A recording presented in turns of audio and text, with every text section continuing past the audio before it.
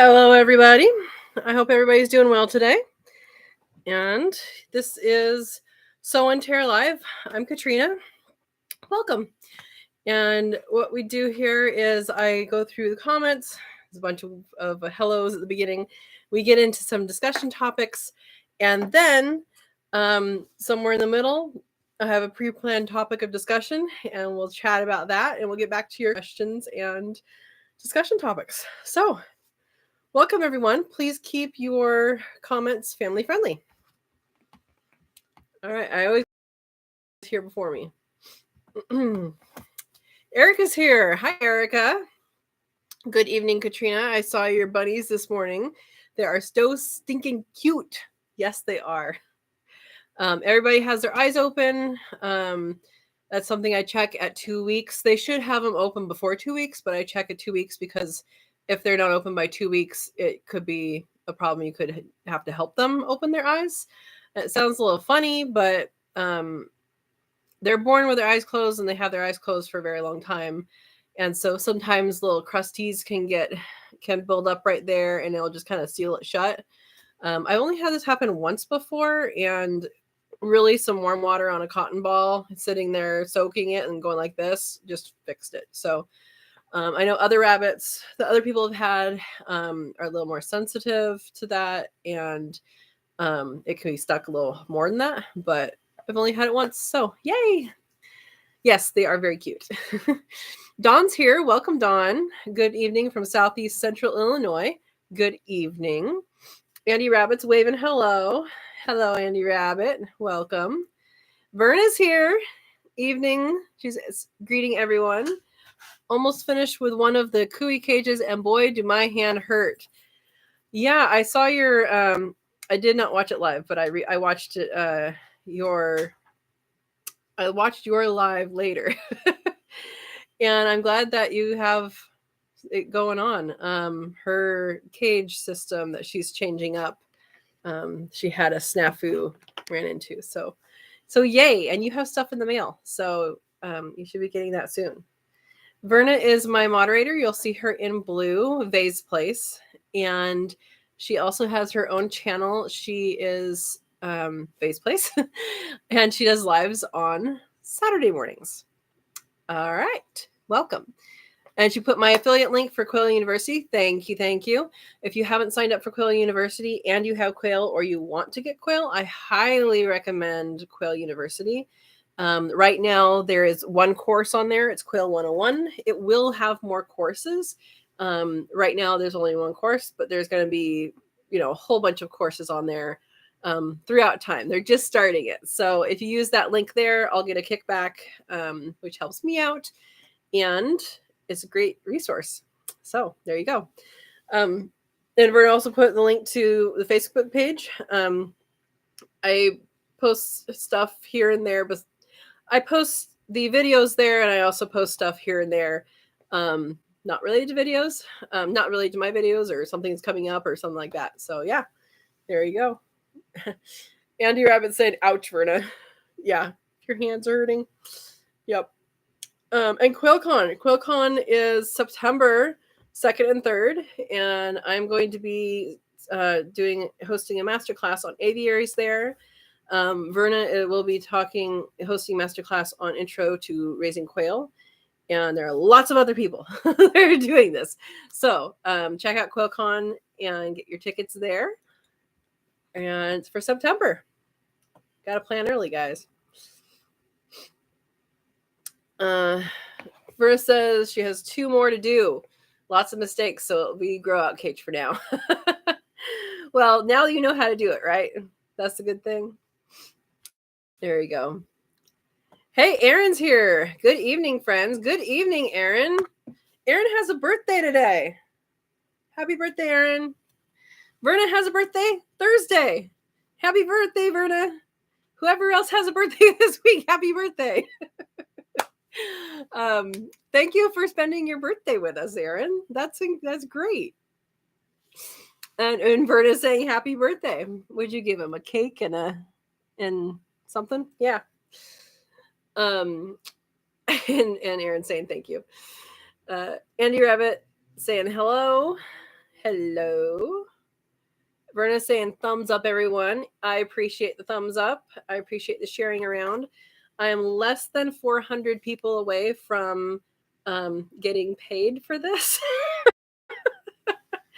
I have the number of watch hours, and I need to get to 1,000 subscribers. So if you guys are not already subscribed, please subscribe.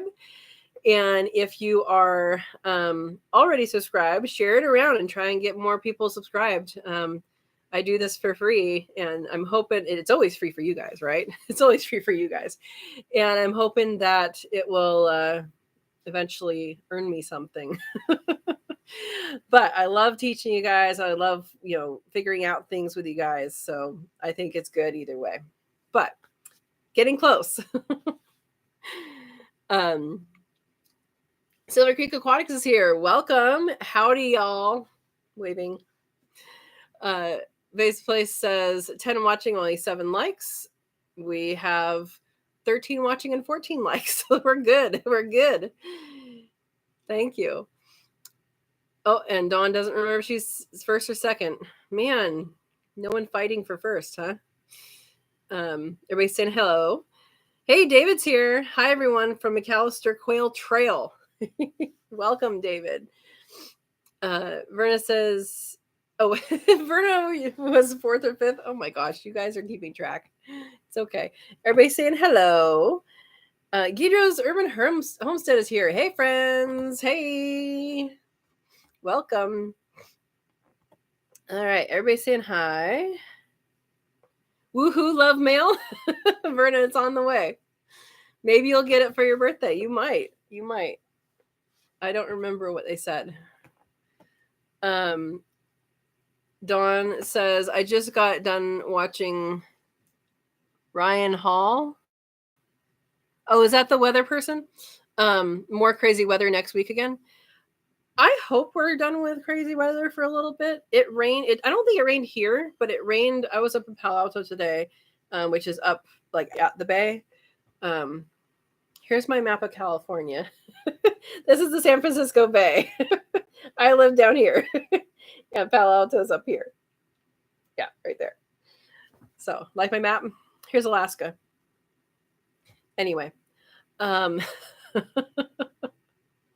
don't know what other maps you can make with your hands. Anyway, yeah, it was raining up there, and I wasn't expecting it to rain. And luckily it stopped, but it was like real rain.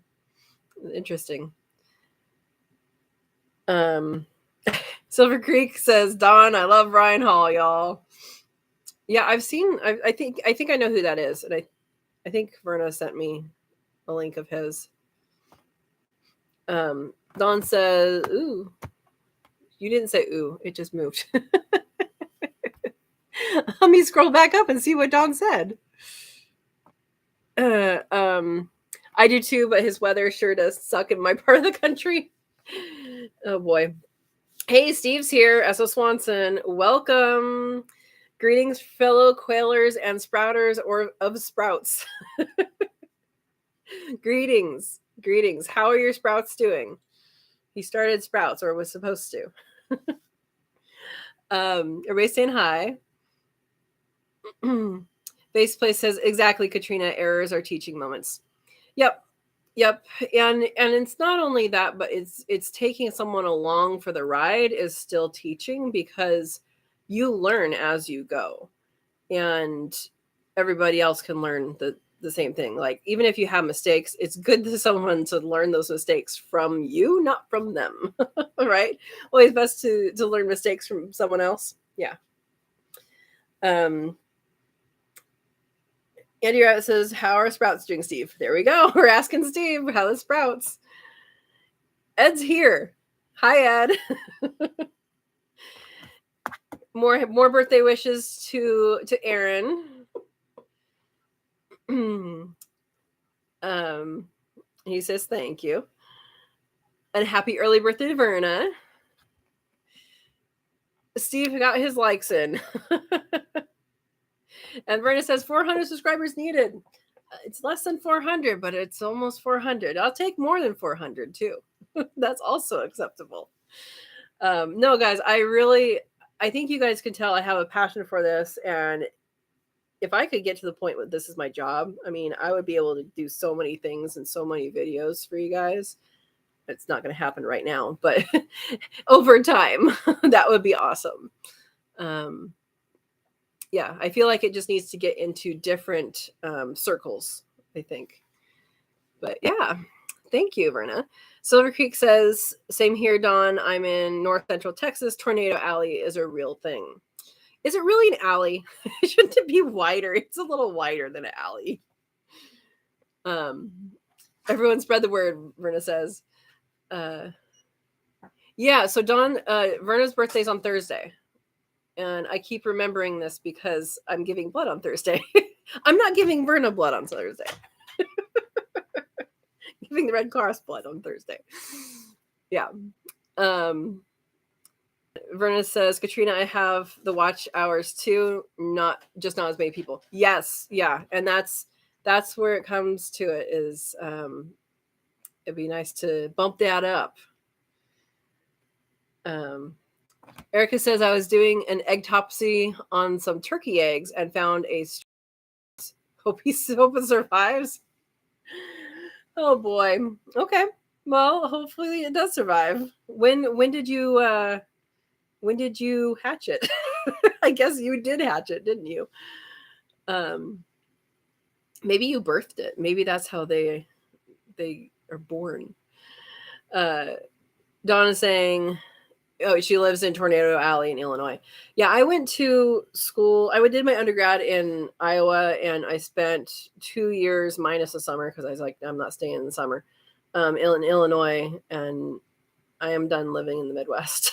I don't need the humidity, and I don't need the tornadoes like that. Those two things, no, thank you. Yeah, humidity and tornadoes, nope. Hey, my mom's here. Mary. Hi. Cool maps. Who taught you that? What maps? I don't know what you're talking about. Oh, these maps. My mom taught me these maps. California. This is the Bay Area. That's Alaska. You don't know what that means. That's Alaska. Look on a map. These are islands. Or this is islands. Yes, my mommy taught me that. So I want to know so my parents live in the high desert, and they usually get very little rain. I remember one drought year, there was 4 inches of rain in 1 year. That's not normal, but it's, it happens. And they got 2.4 inches the other day. And there's like rivulets. Is that how you say it? And so I want to know how it's going there because they got hail too. Let us know. So Oregon's having crazy weather too. Erica says we are in the middle of a storm right now. Erica, please be safe. Please be safe.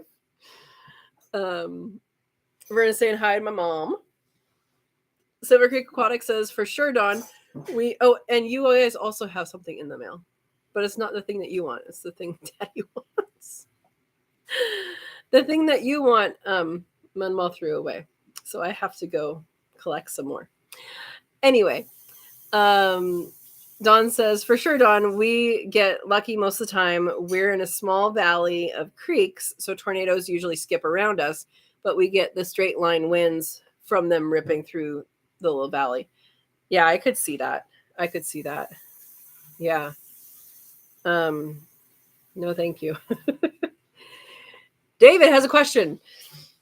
Okay, here's one of my carryover questions and a repeat from a couple weeks ago. I built an aviary, yes, for my wife's standard quail about 3 weeks ago, 40-ish in quantity. Still no eggs. Should I add light? 3 weeks ago? Yeah. So how old are they? So if they are, thanks. If they are,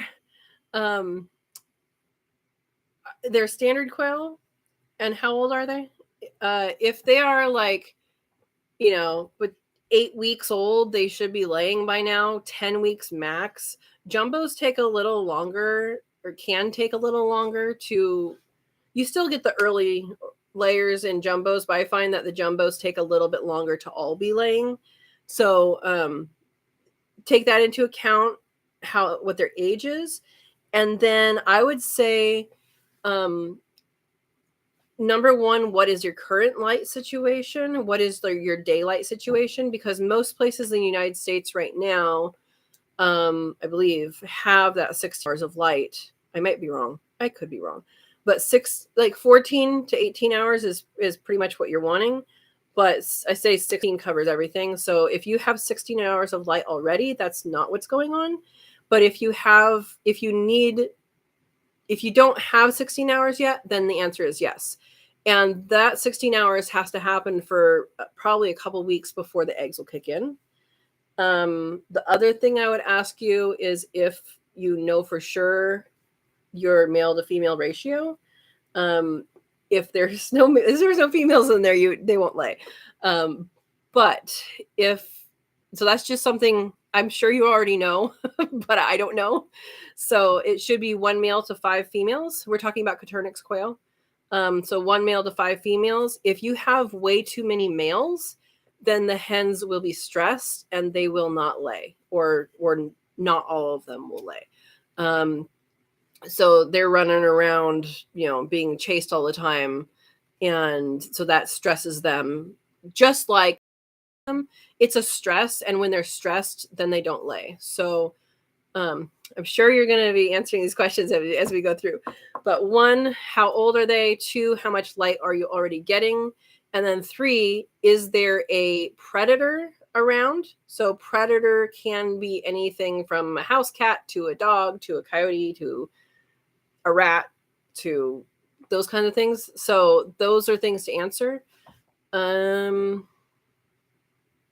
then the sex ratio. So are the male and female good? So yeah. So 3 weeks is 2 to 3 weeks. Anytime Coturnix quail stop laying, 2 to 3 weeks is about what it takes them to get back to laying. So anytime they stop for any of those things, if it's a light issue, if it's a predator issue, and it doesn't mean that they have to be like attacked. They could just say, oh, wow, there's a predator right there and it's bothering me. And that can be enough to stress them out. Now on my aviary, on the bottom part, I did put shade cloth on the bottom couple feet, which ends up being bottom foot because I have the wood chips in there. And that is specifically as a reaction to a quail death. I believe it had a heart attack because there was definitely evidence on the outside of the aviary that a cat, his name was not our cat because he was not our cat. He no longer roams the neighborhood, so I don't know where he is. But he had tried to get at a quail inside, and she thought she was stuck. She wasn't. But yeah, I think she had a heart attack, and it wasn't even like getting her, right? Anyway, so that something can be still perceived as a threat. Yeah, I'll let you answer those and we'll come back to it. Hopefully those are helpful thought exercises. Silver Creek says, I let my homing pigeons fly out to fly for the first time this season, and the hawks are already pacing now. So I've had to lock them up for a while until the hawks clear. They can fly them. Oh, but they're young still. Interesting. Yeah, I can see a hawk going, I'm going to sit here every night. I counted bats. Again, I'm a wildlife biologist. I volunteered several years ago now counting bats under a bridge. It's an annual count that we do.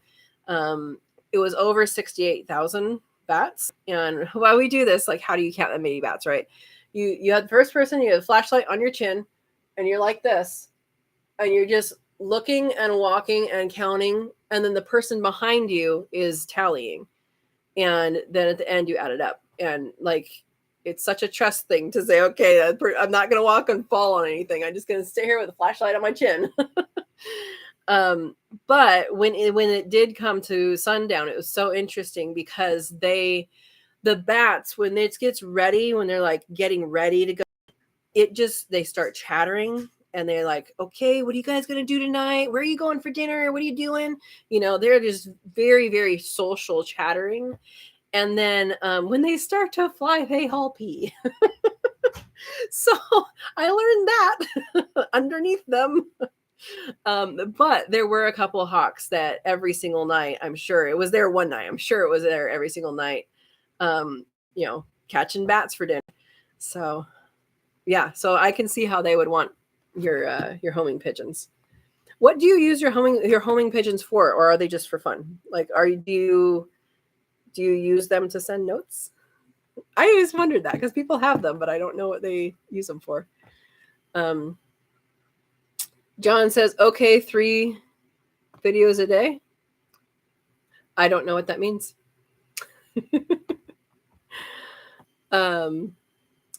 But welcome, John. Steve says, a few sprouted on top of the paper towels. The ones under are not. Oh, you're saying, John, if I get to do this as my job. Okay, I get it. I don't know about that. Last week was a marathon because I had lots of stuff to do. I'm going back to my regular schedule this week.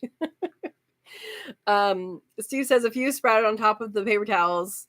The ones under are not. We'll see. And I have 5 more pounds of seeds, but it's only day 2. Pounds, huh? That's going to take you a while. Don't sprout all those at once. When sprouting seeds, and I haven't done it in a long time, but when sprouting seeds for eating, so like sprouts, like alfalfa sprouts or whatever, it's really easy to go, oh, I'll just do another tablespoon. It's easy enough to just do another one. And then, yeah, you don't need that many sprouts in your life unless you are feeding your animals, which is great. But if it's for you, you don't need that many. You will probably get tired of them if you do that. So pace yourself.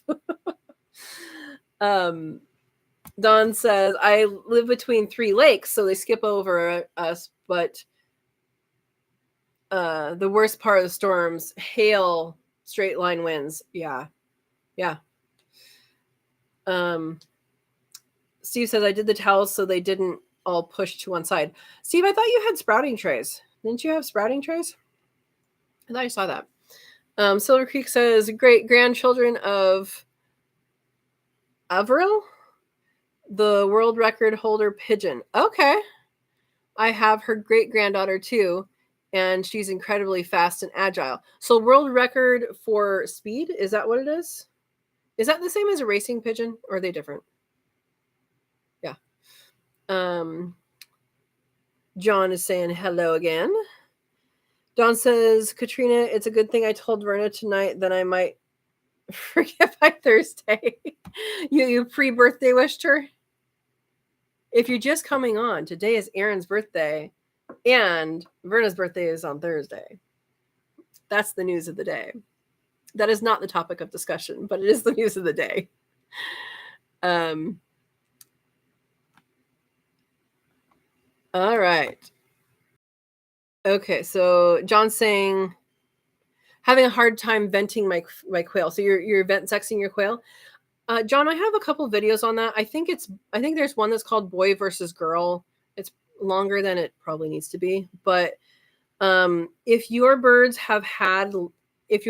are 6 weeks or older and have had light for a couple weeks before that, then you should be able to sex them. If you haven't had them, if either they are too young or they haven't had the light, then like the boys won't foam. This winter when I processed quail, I processed some that were in my quail mobiles, which you guys have seen, but I haven't done the video on yet. I've done it, I just haven't edited it. Some videos it takes a while to get to, but those didn't have extra light, so they didn't have the extended light that they have in the aviaries for the layers. So what was interesting is that I did actually call some of the ones from the aviary and some of the ones in the quail mobiles at the same time. And if you have not processed quail yet, you will find this out soon enough. The males, the testicles are quite large.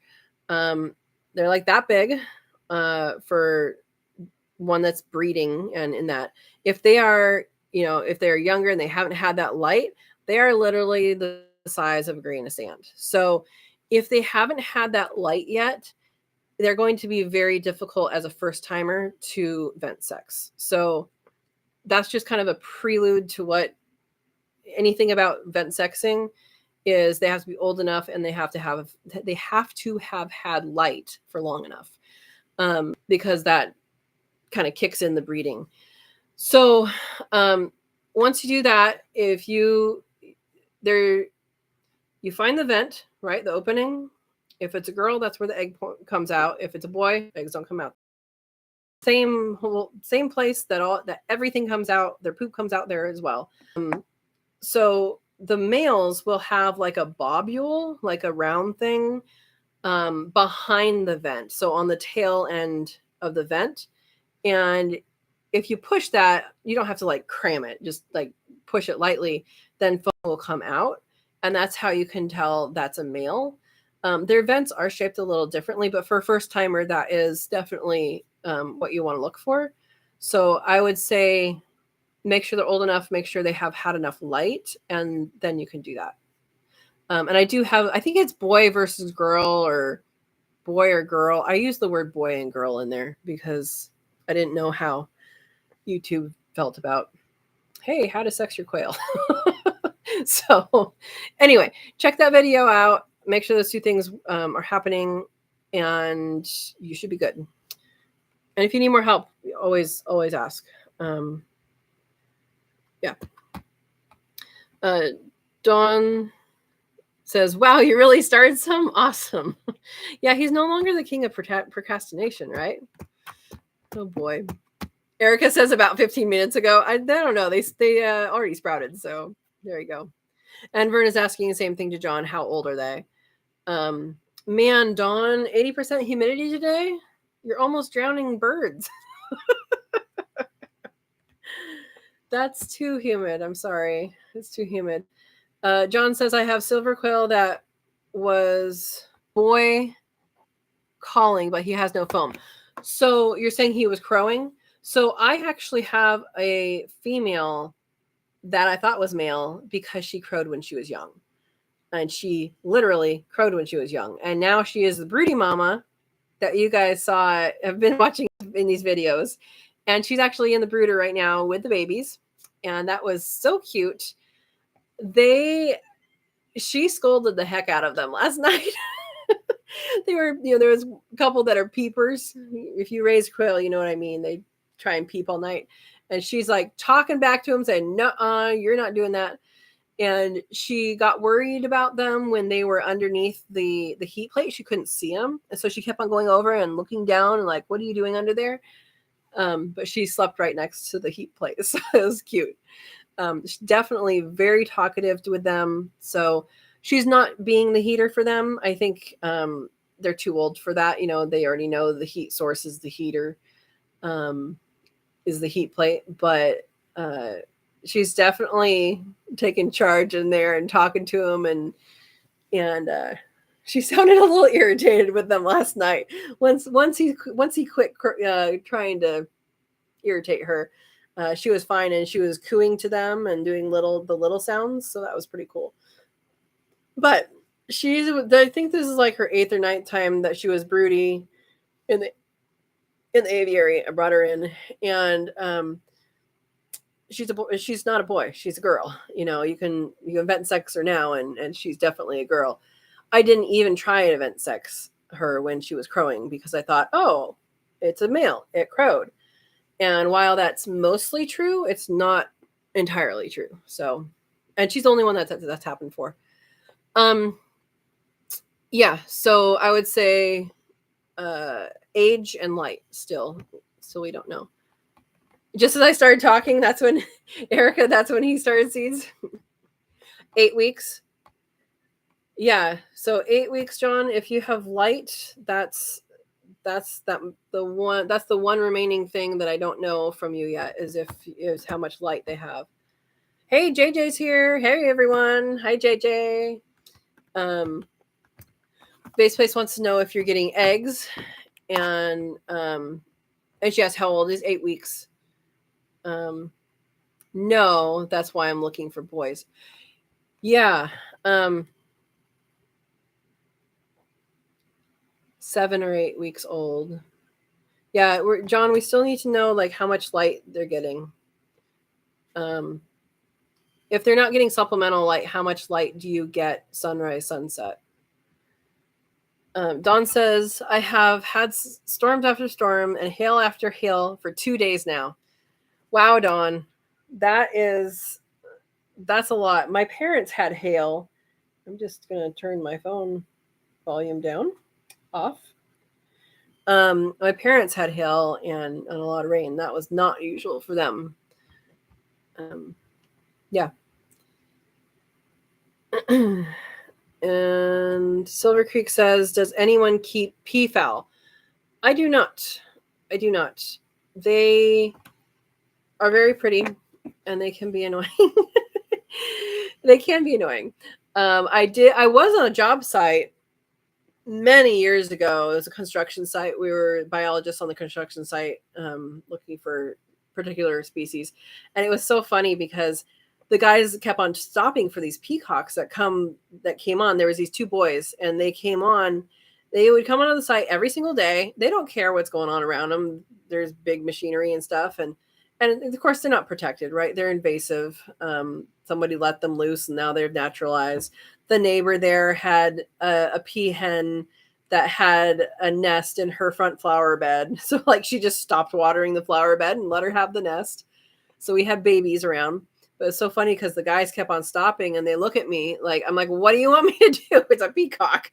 I said, treat it like a chicken. Just keep going. They'll move. And they did. That was pretty funny. I've heard they taste good. So there's something. I've heard purple meat. I don't know if that's true or not. John says, I bought them already hatched, so I'm not sure exactly how old they are. Okay. So, but you think they might be 7 or 8 weeks old.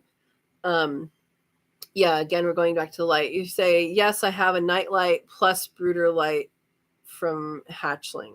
Okay. Yeah, if they have 16 hours, I would watch my video. I think is this a boy or girl or boy versus girl or something like that. Watch that video and see if you can get back. If you can get kind of an idea for that. Yeah. Truck 3 Warden's here. Evening all. Evening.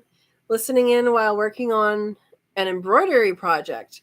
How long after the leaves start coming out on grafted trees will I be able to tell if the grafts took? If the leaves are coming out, then they took. They could die at some later point, but that means that the energy is flowing from the tree to the scion. So, yeah, if you have leaves coming out of the graft, then they took.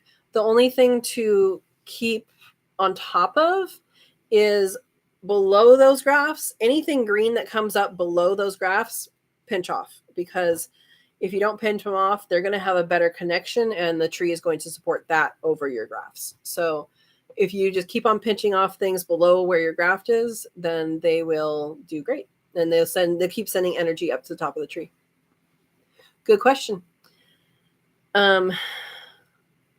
Silver Creek says 4-foot LED shop lights from Walmart work great in aviary for backup light. Yep. I use a rope light and that's enough light. Other people use Christmas, those little twinkle lights. You can use a shop light. You can use a regular light. You can use any kind of light. Kind of the general rule of thumb is if you can read at the level of the quail, then it is bright enough. So the important thing is, okay, it's light up here, but it's light where the quail are. So, yeah. If you could teach a quail to read, bonus points. Verna says, you mean the light for heat? Oh, if it's a heat light, that's not going to be the same. And they don't need the heat light. That's right. But you do need regular light or Christmas lights. Yeah, so it's a good distinction to make. Verna, thank you. JJ saying hi to everybody. And happy birthday.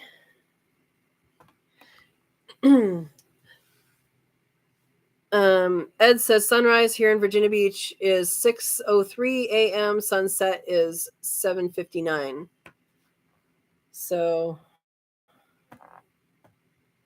you're not quite there, right? You're around 14. Did I do math right on camera? 6 to 6 is 12 plus 2 is okay. So some places might not have the light. Yeah. So John says I have the hatchlings in the same room. So John, I think what Verna was saying is what is the source of light that these guys have had? Is it a heat light or is it a light? Like is it a red light or is it a white light or all spectrum? Doesn't matter if it's all spectrum or white or whatever, but the heat light might not give enough light. Yeah. Silver Creek says it stresses them even more when they don't lay. They develop a mass of eggs at the same time. So if they're not releasing them, it causes issues. I did not think of that, but that is absolutely going to be probably true. They do have, and they can lay more than one egg in one day because they can lay every 18 hours or something like that.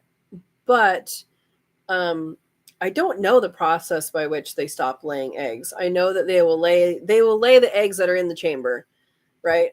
So after disturbance, you may get 1 or 2 more days of eggs, depending on what their timing was inside. But then after that, it's going to be less. So, yeah, good tip. Waves. Oh, JJ's waving? Okay.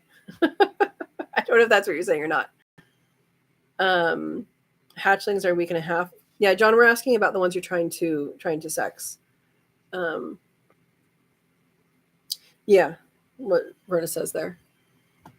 All right, so David says our quail were giving multiple eggs before the move to the aviary, so the male-female ratio is okay. Good. Maybe I need to cull some ruse. Closest to predators is our 3 Dalmatians, but now ignoring them. They may be ignoring, but the birds may still see them as a threat. So that would be something that could very well be why they're not laying. And you can experiment with that over time they should get used to them. I don't know how much time that would take though, because it is a constant predator pressure, even though they're not actually predators. They are predators, but they're not going to eat the quail, hopefully. But that could be it. You might try putting like a tarp or something just for a few days, just to be like, okay, chill out, guys, relax. I don't know if anybody else has any suggestions, but that would be my suggestion is to kind of let them chill out a little bit. And then also, David, is do they have a place? You said there's an aviary. Do they have a place they can get out of line of sight? Like, do they have a sand? Like, I have a big sandbox that they can just totally go inside and stay there for a long time, because they might not feel safe. Like if you give them a safe place to go, they might be better. They might do better. Does that make sense?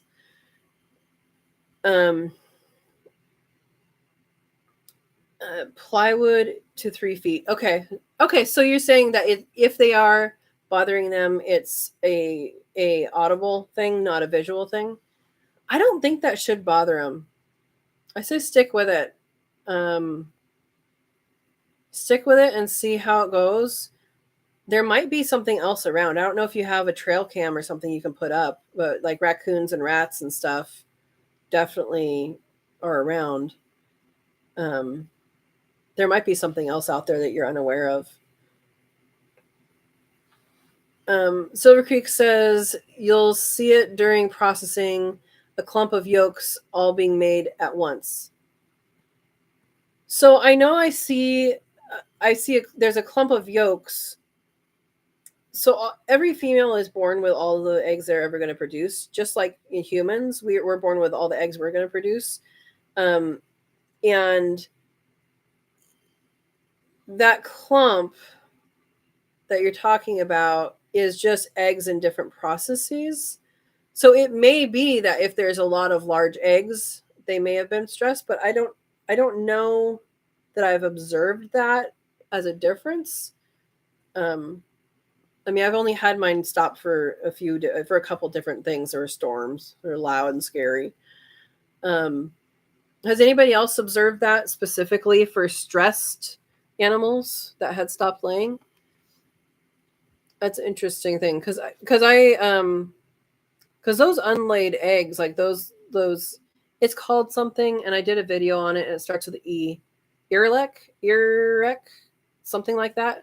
Like they're a delicacy to eat, and they taste really good.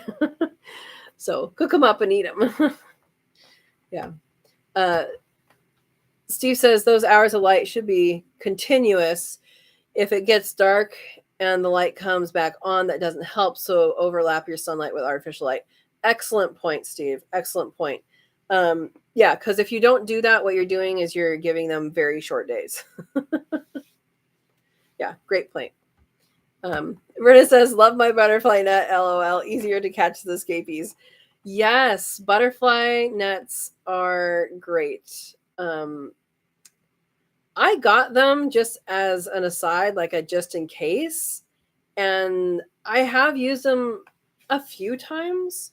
If you guys saw the QuailCon 2023 video that I did, what was that, Thursday?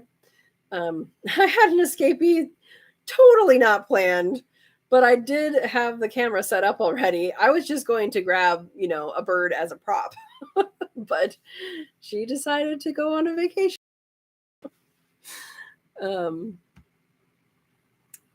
Let's see. I got to zoom back up here.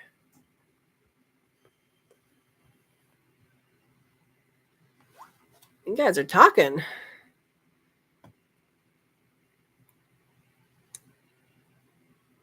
All right. Up.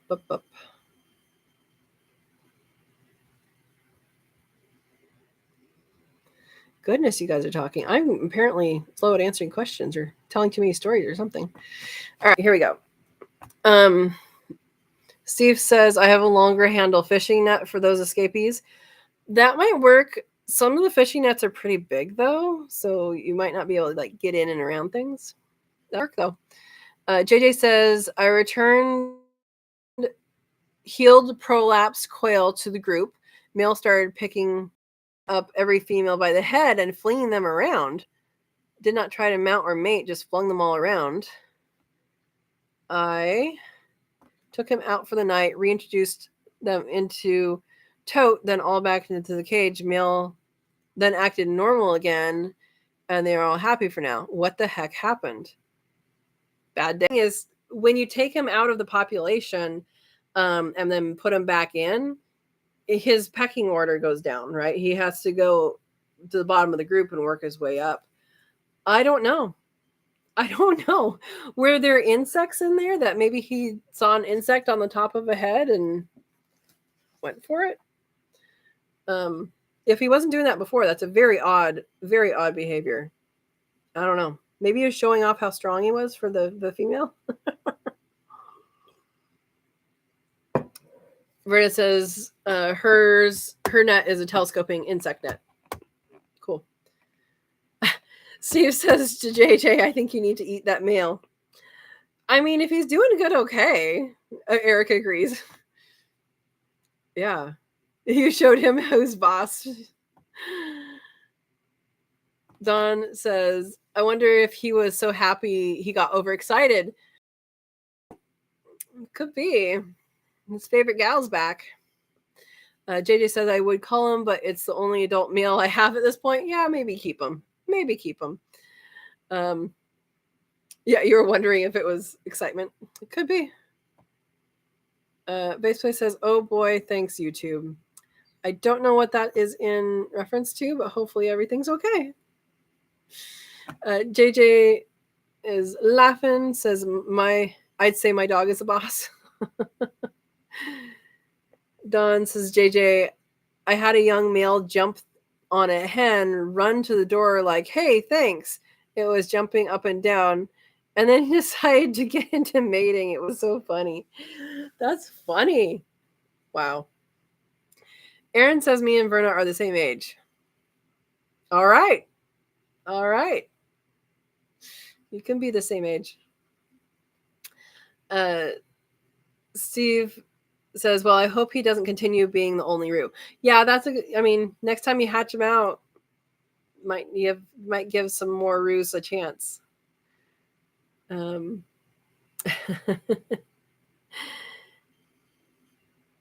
Yeah, Verna's saying, yeah, right, Aaron. JJ says, I have 2 week olds, so they're not ready yet, but they will. And Silver Creek Aquatics, I had asked a question about the pigeons, the homing pigeons, and answer is yes, speed record, Olympid, and ace winner. Awesome.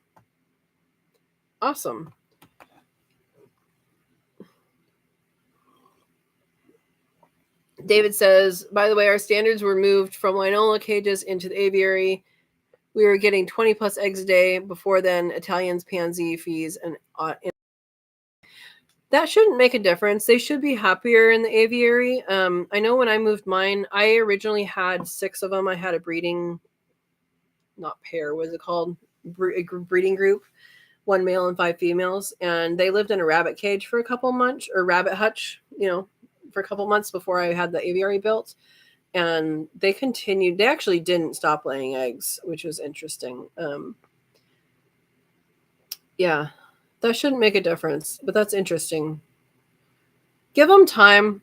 I say give them time, and make sure your daylight is fine. Yeah, or you have supplemental. Basically says wonderful to David. In a couple weeks, you will have the same thing again. Yeah, I think so. Silver Creek says Arville passed away in 2007, though, so I think there might be a new record, but she held a dozen of them or so. Wow. Hey, Linda's here. Howdy, everyone. Howdy, Linda. Linda's going to be giving a masterclass on marketing at QuailCon, and she is great. Welcome. John is saying thank you. You're welcome. Everybody saying hi, Linda. And Verna put my affiliate link for Quail University. Thank you. Linda was a huge component of, that was her idea of putting together Quail University. So thank you, Linda. Everybody's saying hi. Anime Gamer Creator is here. Yo. Hi, Anime. Welcome. JJ says, sweet brooding, mama. Yeah. Silver Creek says, I love my quail like I love my angel fish. They are super interactive and curious of what I am and what I'm doing and eat out of my hand. Yeah, and when you have an aviary, they definitely, there's like a whole other side to them that you see. One, that you can actually see them, right? But they just have a love for life. It's fun. Erica says, the 15 minutes ago was a reference, to the turkey eggs. I was thinking you were making fun of Steve. My mistake. I finished up just as you started talking. The straggler was literally the last egg. I needed to check. Did you put him back in the incubator to fluff him up? I'm guessing that would be the right thing to do. I don't know. I've never hatched turkeys, but I can see how that would be a good thing to do. Verna says my 3 and 4 week olds are crowing. Yeah. And they sound so funny when they start to crow, for sure. Linda says, I have 8 week olds that aren't laying, but we just hit 14 hours of daylight, so maybe they will start soon. Yeah, I have sorry, take out my hair. my Egyptian fees from my shire, they are 8 weeks today. Well, some of them are 8 weeks tomorrow, but they're 8 weeks today and tomorrow, and some of them have started laying, and some of them have not yet. But they are, some of them, I believe Wednesday might be when we dispatch some of them, and then the rest of them will stay there as breeders. So, yeah. Silver Creek says, "Oh, if you have a pond or fish tanks, get some duckweed. It's great for all flock birds." Yeah, so my pond that I dug with a shovel, that has duckweed. It showed up, and I've tried giving it to my chickens, and they don't really like it. And I think I need to like dry it. I don't think they don't like wet plants. They're confused about it more than anything.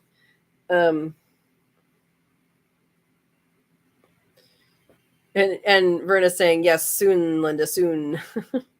Silver Creek says duckweed contain 20 to 35% protein, 4 to 7% fat, 4 to 10% starch per dry weight. Proteins constitute 4.8%. I don't know what LYS is. Lysine? I don't know. 2.7%. Yeah, lots of different things. Yeah, it is very good and very nutritious. The only thing I would warn people about with duckweed is that it is a heavy metal accumulator. So if whatever water body it is in has a heavy metal problem, then you're likely going to be feeding heavy metals to your animals. So that's the only qualifier for not qualifier. I don't know. That's the only bad thing about duckweed is that it is a heavy metal accumulator. So make sure you know the source that you're getting it from. There you go. JJ says peafowl are very noisy. Yes, and they yell help all the time. Help, help. David says close to 14 hours of daylight right now. David, that might be your problem. It might need, you're like right on the cusp. So I would say either give it a couple more weeks, or you can even throw some lights in there and just extend the daylight by a couple hours. And I mean, don't go 24 hours, just do it by a couple more hours and extend the light. And that'll be good. So that's probably what's happening with yours. Verna says, "Hey Linda, would you believe I have 5 incubators?" Oh my gosh, that's a lot. Silver Creek says, JJ, they are, and it sounds like a jungle out here. I love it.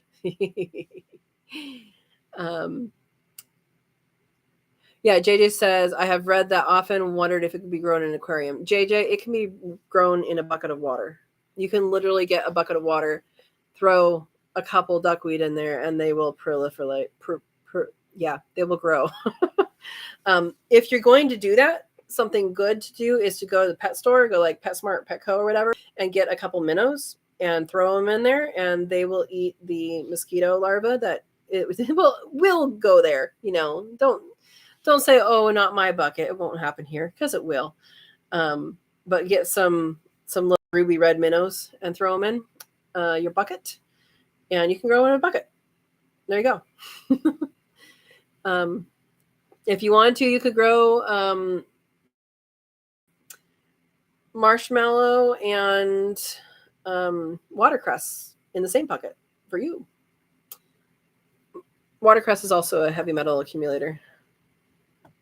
I don't know if all water plants are. I just know the ones I know. Silver Creek says the peahen eggs are absolutely delicious. I bet they are.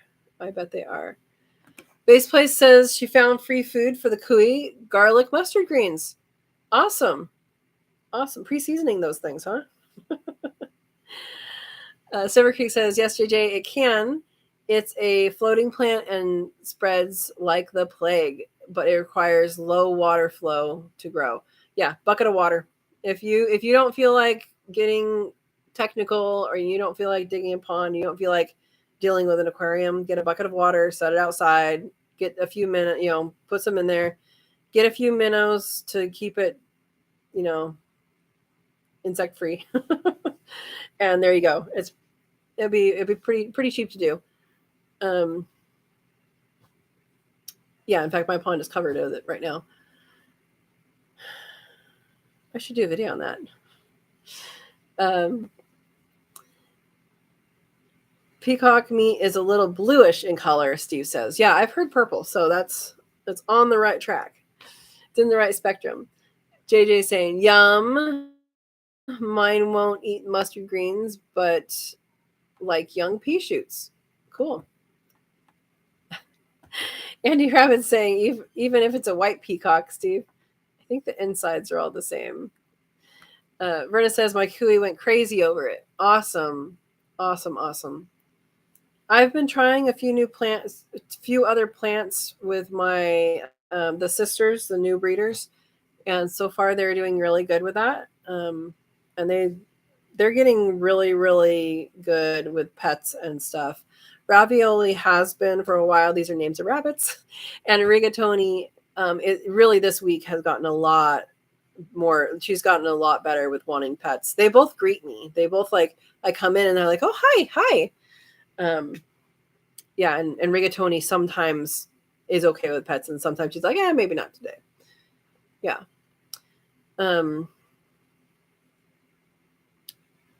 JJ says, "Okay, I'll have to look into it." Yeah, for the duckweed. Yeah.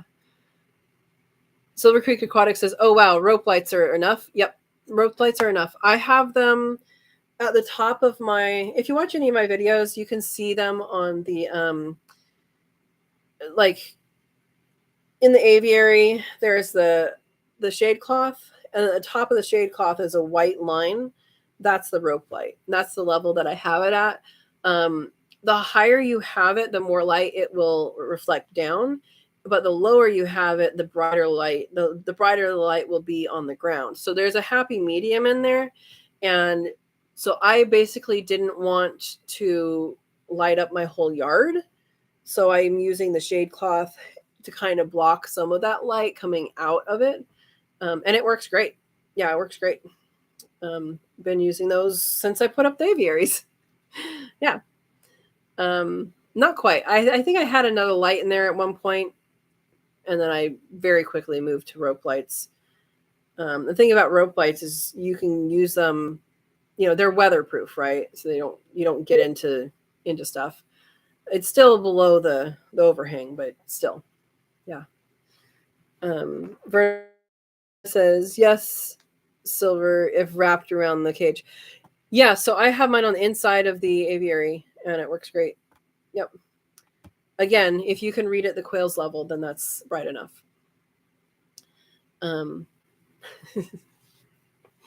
Absolutely. Syracuse is saying it only takes one piece of duckweed and you'll have a tank or pond full in no time. Yep, true.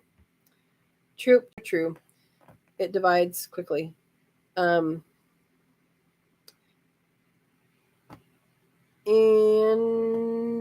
Steve is saying something. It's going the wrong direction. Hang on, guys. I'm scrolling the wrong direction.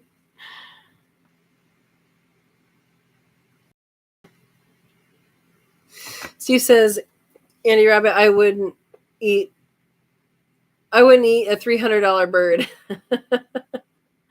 because albino it's special. Aaron says, Steve, I am Samans. That's so rare. I don't know what that is, Aaron. Fancy birds, huh? Oh, they're only around $50 to $100. Andy says. You can go into certain neighborhoods around here, and people have released them, and yeah, there you go. Some people like them in the neighborhood. Some people don't. We don't have them here, but like up in Danville, I know specifically that area has a lot. They also have a lot of people with a lot of money. Animace is currently sad. Hopefully not for long. Hopefully you'll be happy. Silver Creek says, I am Sam. Yeah, that bird. I had mystic onyx, which is a mix of them. Yeah, I don't even know what those are. Steve's asking for the white ones for the peacocks. John says my natural light is at 13 hours. Yep, you're low. You're low. I have a night light that I leave on for another 2 hours. Thank you for telling me the boy sounding bird might be a girl. I will put a timer on the light. I'm not saying it's likely a girl. It is likely a boy, but there is a small chance that it could be a female. So just have that in your back of your mind. And I would add more light and wait a couple weeks and try again, and watch that video that I mentioned and try again, because I think that will be really good. Because 13 right now is pretty low. And even if you're at 15, that might still be low for them. If they're new, it might still be low. Yeah. Verna says to Andy Rabbit, boy, is your girl's eyes red. Looked like twin LED light when she looked at me in the eyes. Make you think of a horror show. You're talking about her cooey that I saw that. Very pretty. Very pretty. Cooey are cavi or what are they called? Guinea pigs. And Verna raises them, and Andy raises them, and there's some other people on here that raise them for meat. You can raise them for pets too. And your eyes says, oh, that's cool. Verna says, it was the first time she looked up and looked me in the eyes. So it was so funny.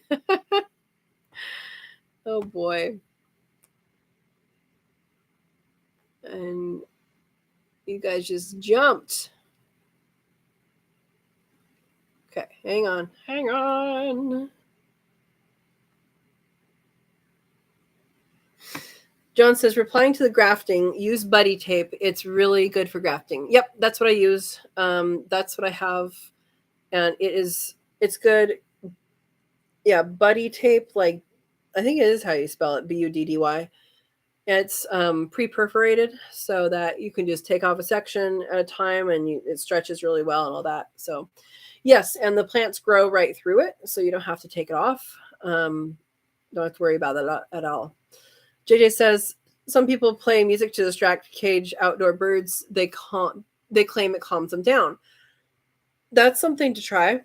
I know that for my birds, they don't react to a lot of the bird sounds out there, except for the jays and the crows. And every once in a while, we have a falcon go by, and they don't really react to anything other than that, sound wise, except for blimps.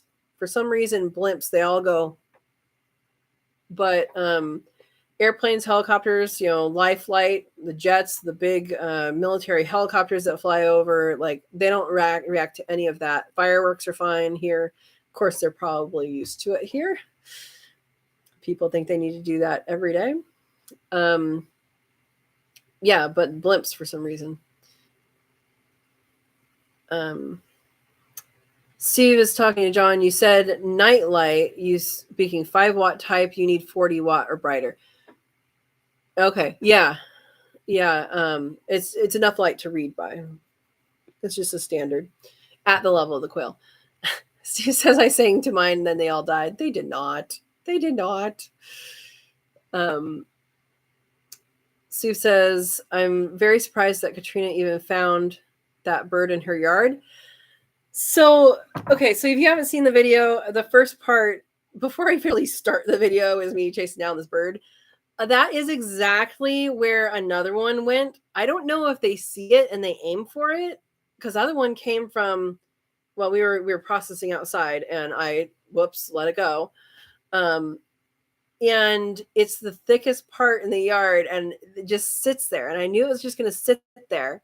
And it actually wasn't a little part. Then the other one went to.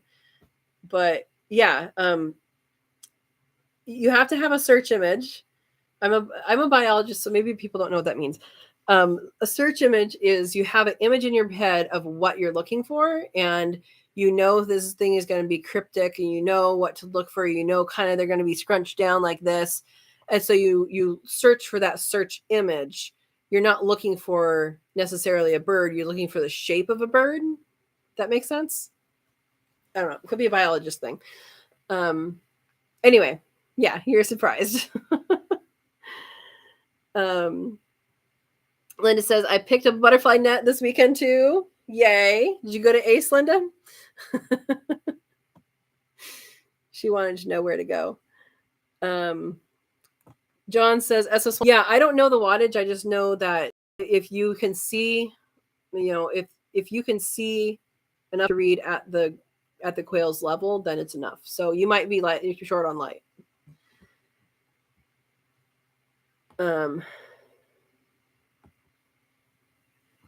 Anime says he watched that video earlier today. Little rough start to that video, a little rough middle too. It's okay. JJ said, I love the look of the quail that escapes. They kind of look shocked, like, what do I do now?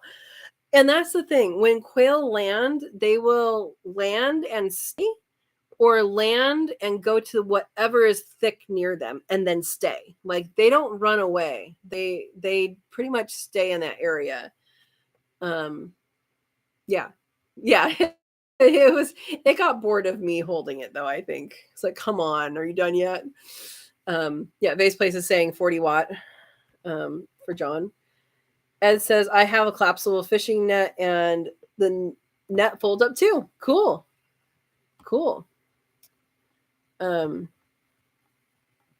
Andy says, I have a fishing net. It was for the rabbits first, but then they're both for rabbit and quail now. I also have a butterfly net from the Dollar Tree for quail. The butterfly net from the Dollar Tree for quail, the blue one, I don't know if it's the same one. It kind of isn't big enough to scoop it and then flip it to close the net for me. Anyway, but yeah, if it's working for you, good. We did use one of these butterfly nets, the same kind that's in that video we're talking about, for a rabbit. So long time ago, we had a rabbit that showed up in the yard.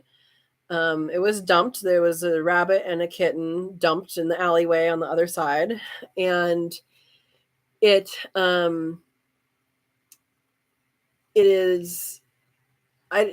ended up catching it, and we gave it a good home there's a guy who took our old rabbits, our pet rabbits, and we had pets. And he is now feeding them organic food, and they are pooping organic poop to feed his organic farm. So very happy bunnies, I'm sure.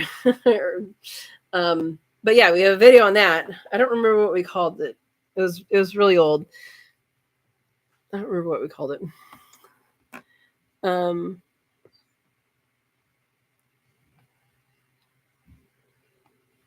JJ says I might be the oldest one here. Maybe. I don't know. Steve thinks he owns that crown. Okay. Ancient. Oh, jeez. Andy Rabbit says a covey, Katrina, 5 hens and 1 rooster. Oh, I know it's a covey is a group of quail. I think breeding set is what I was talking about, or what was in my head at least. Because a covey is just a group of quail, right? Like a flock is for chickens. A covey is for quail. Yeah, JJ says, I'm too old. I had to use a calculator to figure out how old I am. I stopped counting. That means you're young, JJ. That means you're young. Young ones can't do it.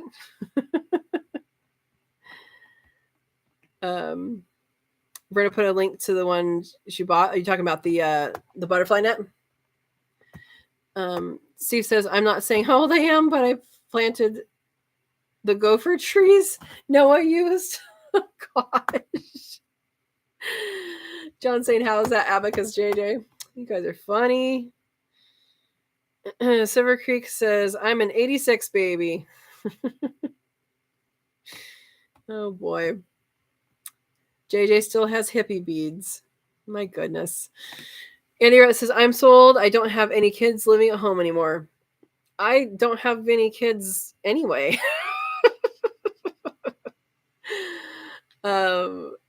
Nice, Andy Rabbit, what JJ says. Verna's turning 65 on Thursday. There you go. Hippie beads and leather fringe. Let's go, Silver Creek says. Oh my gosh. People saying happy birthday to Verna. I don't know if Aaron's on. again, or still or not, but he's having his birthday today. David says, I don't even remember being 65. Uh-oh. JJ says, my birthday is next Thursday, so I guess we aren't twins. Oh, next Thursday. You guys are a week off.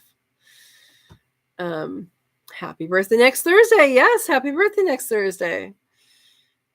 He says, nah, I feed it wet. We're talking about the weed to all my birds. Even my dove and finch eat it. I put it in their water bowls so they can get it that way. That makes sense. I'll have to try giving it to the quail. I don't think any of the quail I have now have had it. I tried a long time ago. I might try that again. But probably not in a water bowl. Dawn says, Andrew Abbott, me too. I've been in this house 25 years and kids are long gone before then. Gosh. That would have been tough at mom.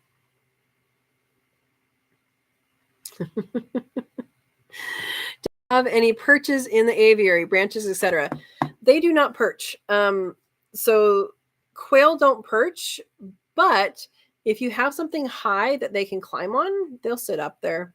Like if you have like a piece of something they can climb on, that's like sloped up, they'll do that. So yeah, you don't need perches. They sleep right on the ground. They won't use a perch, and in fact, a perch will probably present a head injury obstacle course. So yeah, it's better to not have that. Good question though. Verna's laughing.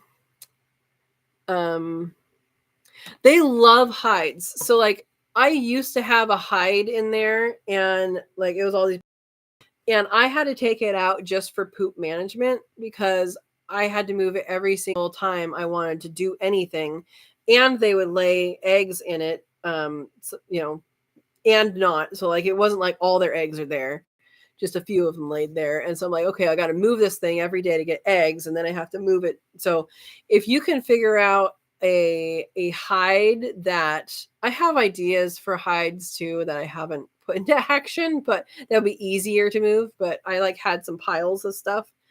They will appreciate it for sure. Yeah. And then of course the sandbox. That's always a win. Steve says very low branches would be nice, about 6 to 10 inches off the ground. They don't perch. Yeah, I would say something that they can climb up would be probably better used. Yeah. Silver Creek says, really? Oh, good. If it's source-based, they're in extremely well-established tanks for me. Ooh. Well, think about it. It's kind of like plants we talked about the other day, where they only take up what they can take up. It's not, they're not born with it, or not grown with it, right? So your plant, if you have like a couple plants that you bring in from somewhere and you start dividing them, and you divide them, you're probably not going to get enough to do anything.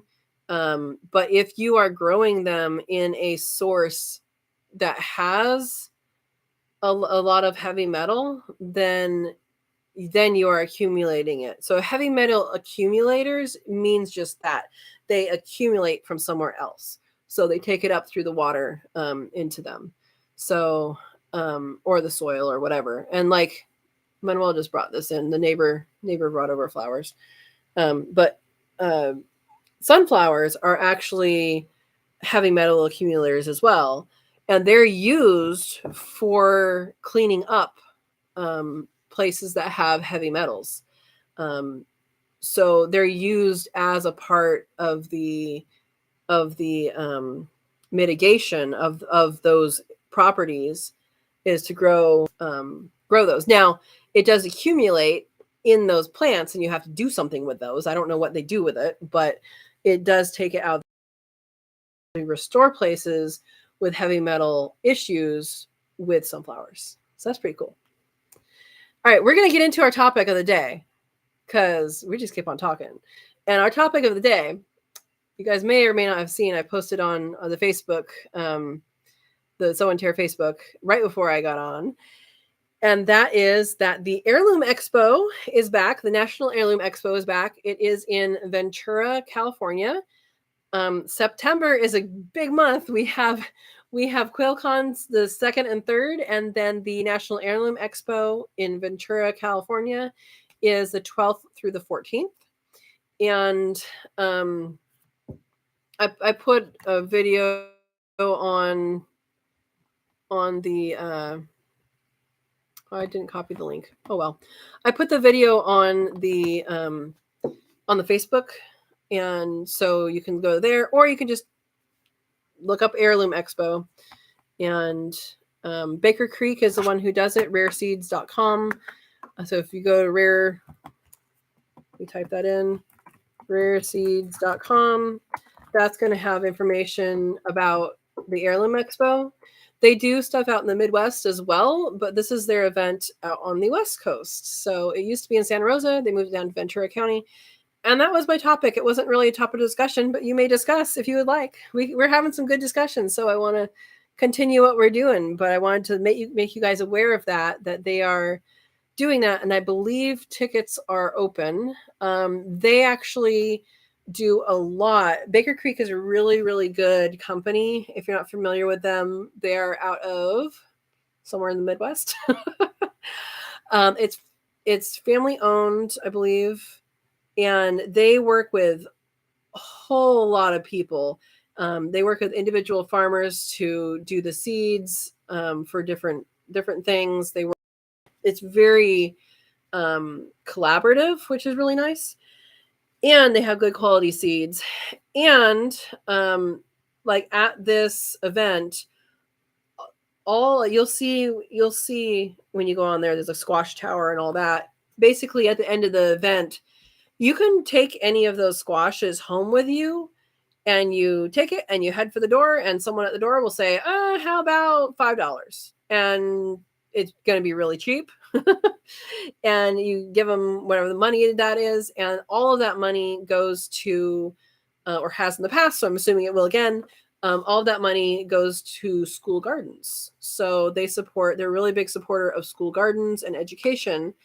And you can try some really interesting squash, grow them that way, and you'll have tons of seeds too from them as well. But there's tons of different talks there.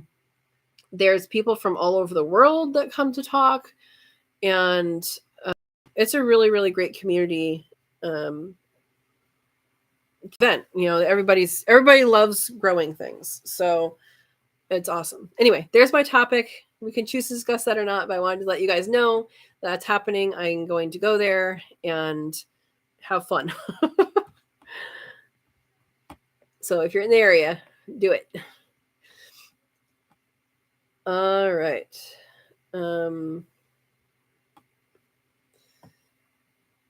Tomorrow is my oldest daughter's birthday, Andy Rabbit says. Happy birthday to her. Happy birthday. Duckweed grows like crazy, Anime Gamer says. Yep, it absolutely does. Gambosia? Oh, Gambosia. Mosquito fish or white cloud mountain minnows will definitely work outside, but don't mix them. Gambosia are quite aggressive for how small they are.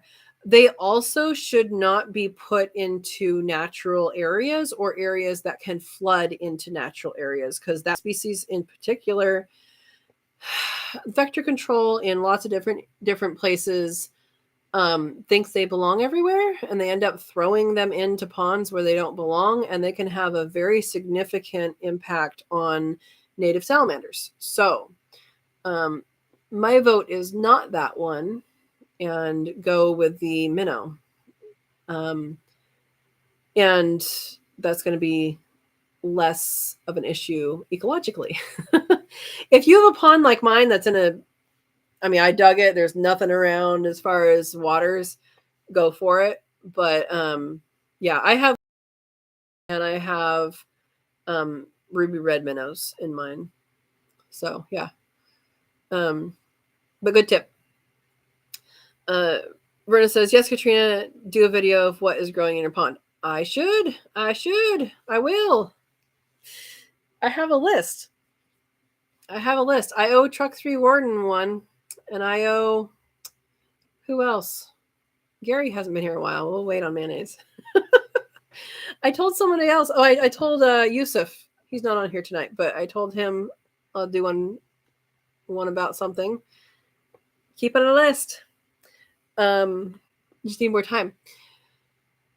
JJ says, I have a half-barrel swamp garden with minnow to eat mosquito larvae. Reduces mosquito population area. I'm thinking of growing duckweed in that. Yes, perfect. That would be perfect. Willow says, May babies are the best.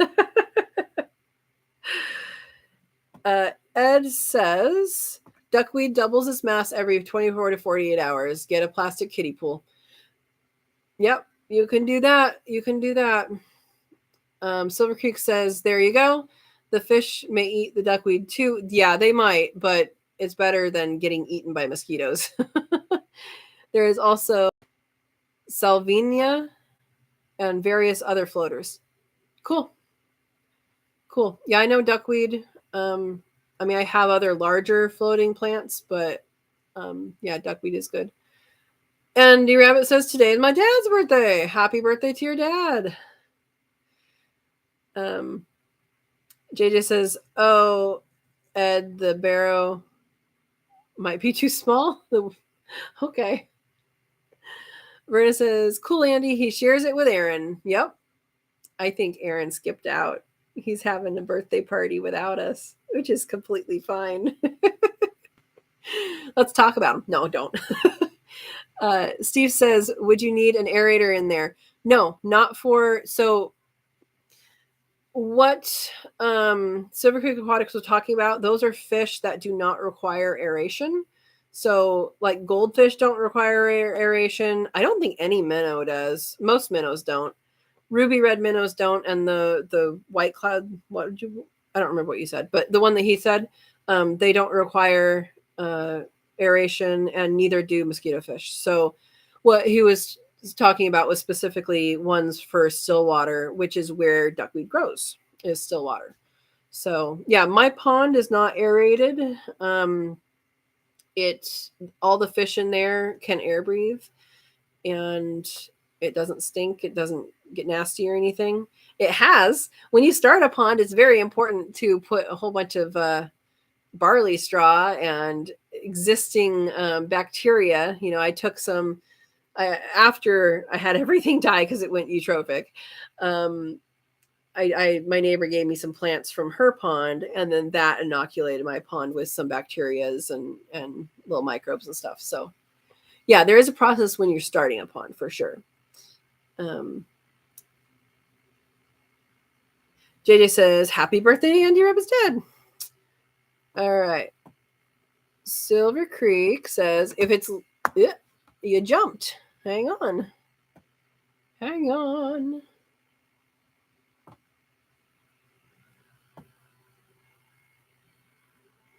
gotta find you again.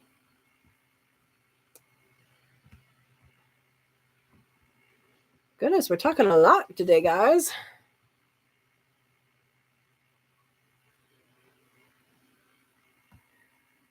Okay, I gotta find you. Goodness.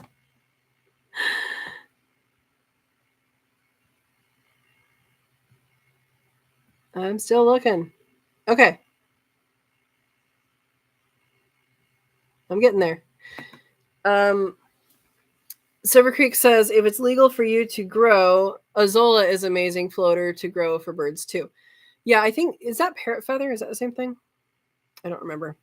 It's not really floater in the water, but I've heard of that, but I don't remember what it looks like. Just depends on how much you want.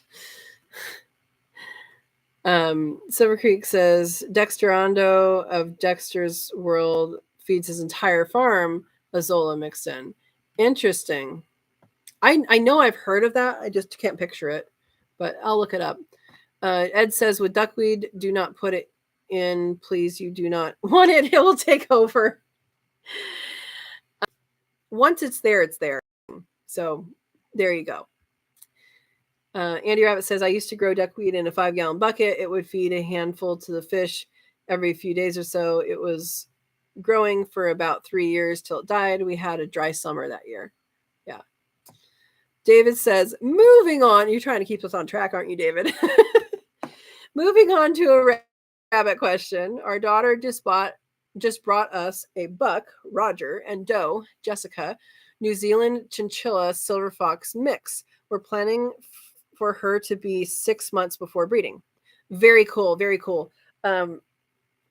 So I have my existing does and existing buck, and those I got as adults. And so I am going through my very first time having new breeders. And they are 5 months old, a little bit over right now, probably 5 months and a week or something.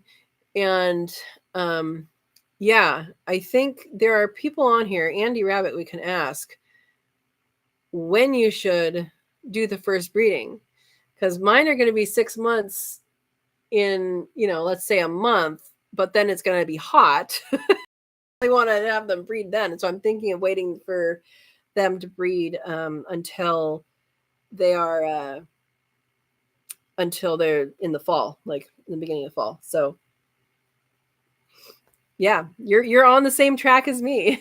I have existing adults, but yeah, that's what I've heard is 6 months. Slightly rednecked. I had asked that question to him a while back, and he said 6 months minimum.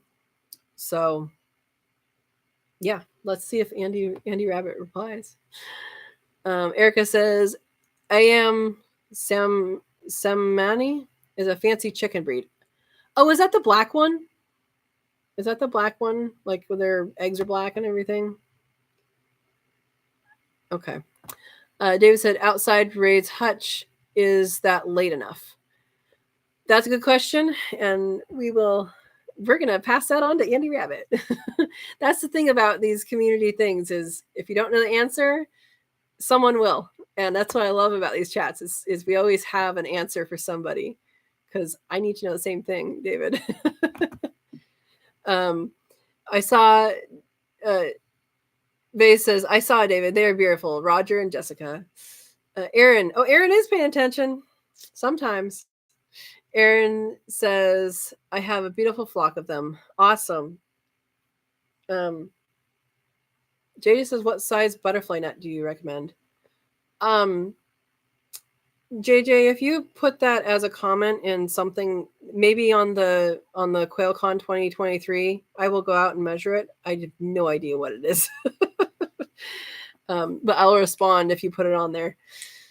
David says, we're on a homestead, lots of crows, some hawks, and some owls, but all outside our large fenced area, about an acre. The dowls use up doll sheep use up every inch of our yard, so most critters steer clear. Good. I am guessing, so one more thought, is your aviary covered completely? Because owls swooping over would definitely make an impact on them. But if they're covered, then they should be fine. JJ put the link to the one that she bought, the butterfly net. Yeah. JJ says, oh, you have top chat on, not live chat? Oh, JJ. Who's top chat? I don't even know how there is a top chat. Andy Rabbit says, so far, when my quail have gotten out, they seem to run up to me like, Mama, help, I can't get back in my house. How funny. A pack of 3 nets. Yeah, I have 2. Well, I have more than 2 because I bought some at the dollar store that were junk. And I have those in the garage kind of as backups, but I have 2 from Ace, and I have one at the entrance of each of the aviary and the raviary rabbits. Yeah. Erica says, Aaron, I have a chicken of unknown parentage that I think Sammani mix. It's mostly black with a black comb and legs. Okay, so it was a black one. Andy Rabbit says, I just put the Dollar Tree butterfly net over the quail and then pick them up. Okay, yeah, what I do is I catch them and then I flip the net so that it's completely closed and they're in there, because then you can completely like have them, know you have them. So yeah, if you're using it like that, it completely works. Yeah. Essel Swanson says, mine land between the cage, between the thicket to the woods. I have to get in front of them or they are a free snack for something. John says, comment on poop. I'm putting all my quail poop around my mango tree. I'm hoping that you're not burning it. I believe mangoes are a heavy feeder, so that might not be an issue. But I would pay attention to see if the leaves are starting to get singed. I would hold off on that, and hopefully you'll have good mangoes. Banana tree would be something else. If you have banana trees, those are heavy feeders, and I don't know if those would have to have as composted as other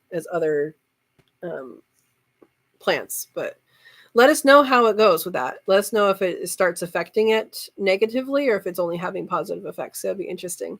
And how much you're putting on. Verna says, I have one hen that loves to escape and she will run under one of the cooey cages thinking I can get it. The net goes and gets it. Yep. Andy says, the other night I forgot to close a door on one of the quail cages. The next day I walked into the yard. And you probably saw a bunch, right? Yeah. Yeah. JJ saying, cool to John. Verna's proving her age. She has adult grandkids. Yes, Aaron is still here. Yeah, I saw him. Erica says, my grands are both 13. SO says, at Aaron's age, it's hard for him to stay awake. Haha. Oh, boy. I think you're like younger than me, right? I'm still here. I'm out collecting eggs. Excuses. I get it. Anime, I may be the youngest person here. You may be.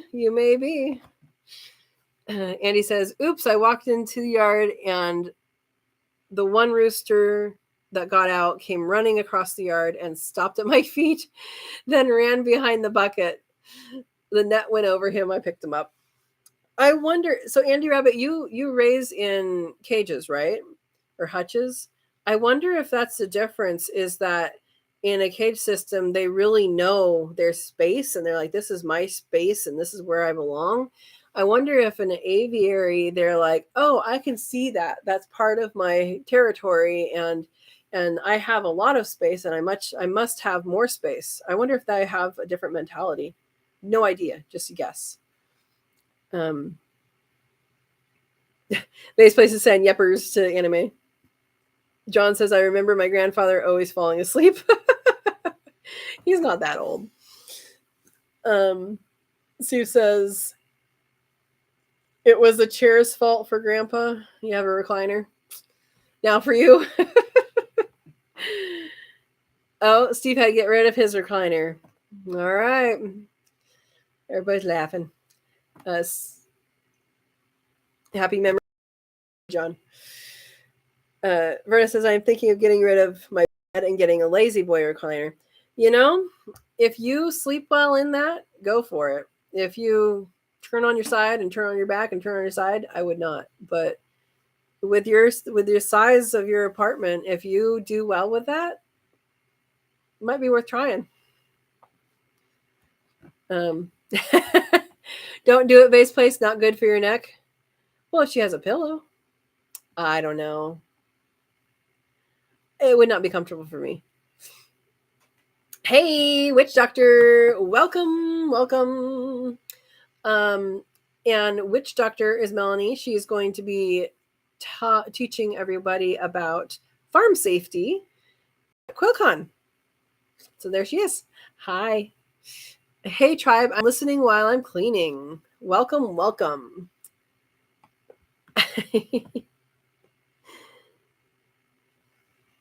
Me saying hi. John says sleeping upright is bad for your legs. That might be true, but you don't have to be all the way upright. There are fancy ones that, I don't know. It's not for me. JJ says ragweed will pull out lead out of the soil, but you have to take the plants to the landfill.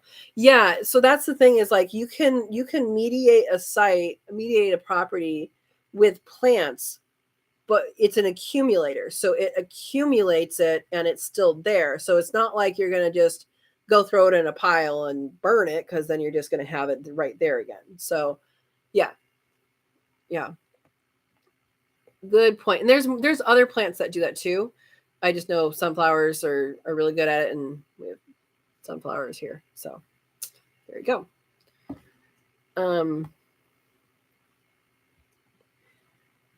Steve says, looks around. I don't see you here, witch doctor. Are you cleaning the wrong house? Oh boy. Andy Rabbit is giving us where rareseeds.com, which is Baker Creek is. It is Mansfield, MO, Missouri. I think that's right. Good job. Thank you. JJ says, I use some of Baker Creek seeds. Yes, they're good. Witch Doctor says, hey, Verna. You're giving a CPR first aid class till about 5 p.m. Wow. So yeah, they know their stuff. Safety. John says, comment on seeds. I just got wild pineapple seeds in the mail. Bromelia pinuella. That is awesome. I have tried to grow pineapple from seed before, and I have not done well with it. I have grown them from the tops. It doesn't work every time, but good luck, and let us know how it goes, because that is really good. I don't know what climate you're in, but if you're growing mangoes, then you should be good with that. But pineapples do not like cold. So if it's going to freeze or frost, you need to bring them in or cover them for sure. I found that out the hard way. I was like, oh, I'm going to plant these in the ground. Nope.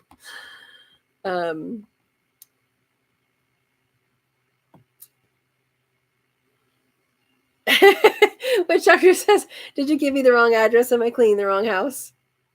Oh boy. John says, I really like odd tropical fruit. Have you had ice cream bean? I would love to try that. Ice cream bean. You can do tamarind. You can do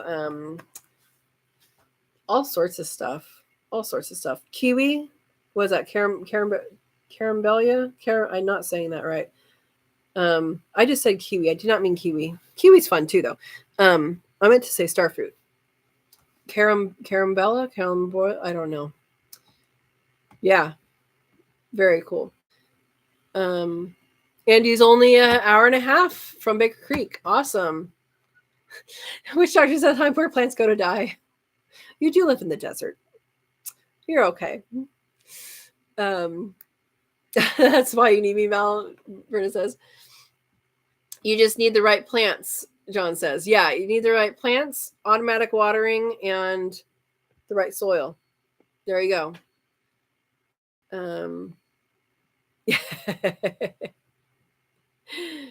Verna saying, Andy, your girl is in love with Rusty. LOL. The cooey. John says the desert is full of beautiful plants. Yep. And there's a honey. Is it honey locust? That has the spiral seeds. Those are good. Yeah. Andy Rabbit said, oh, Verna, that's too cute. Oh, JJ says, waiting for some Krosnes tubers. I have no idea what that is. And some cucumis mellow seeds. I have no idea what that is. But good luck.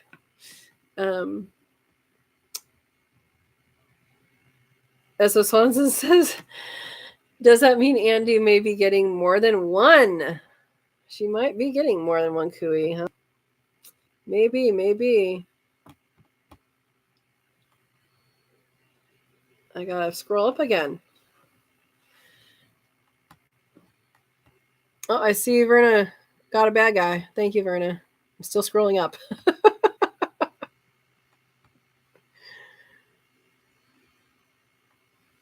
All right.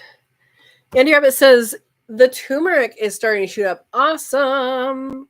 Good luck and have fun with it. That is very fun plant to grow. I believe you can use the leaf as well. I haven't actually done it because I found that out after I grew it. Steve saying, woohoo! John says, YouTube just showed me a video about corn that is able to grab its own nitrogen out of the air. I don't know about that, but there are a lot of plants that do that. It's called fixing nitrogen or nitrogen fixer. I'm sprouting something. Verna says, I'm taking my green stalk apart to take out those watering discs. Don't like them at all. So Verna, I think, is your soil moist already? Because I know that when I read the directions for the bigger ones, and I don't know if it's different for the smaller ones, they like you to run water through it. And then once it's all the way through and some is drained, then run it again. And I don't know if that's the same with yours or not, but that's what we do. And it works good. JJ says, feeder fish also eat larvae. And if your sunken bucket or pond is deeper than freeze line, which is a 1.5 foot there, they will live through winter and are very inexpensive.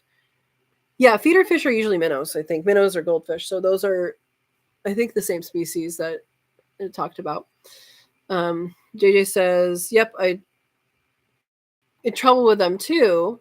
I enlarge the holes in the discs and it works way better. Interesting. Okay. It works fine for me. But everybody has their own thing going on there in their own yard. Andy Rabbit says, I have some minnows in my pond. They have been there for about 10 years now. That's good.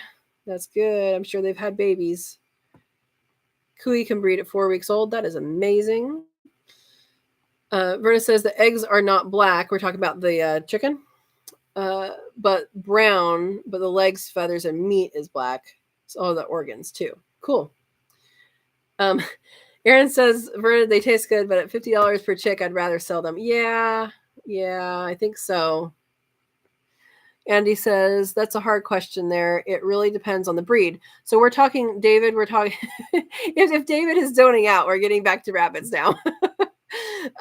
It's a hard question there. It really depends on the breed. Minis can be 3 to 5 months, say New Zealand around 6 months, any larger around 8 to 9 months, or if the rabbit should weigh 9 pounds, wait. So in my case, they're going to be 6 months in, end of May into June. Then I would wait until fall. That's the advice. And then for his is maybe wait. Yeah. Thank you, Andy Rabbit. That's what I was going to do, but it's always good to check people that know what they're talking about on this learning adventure.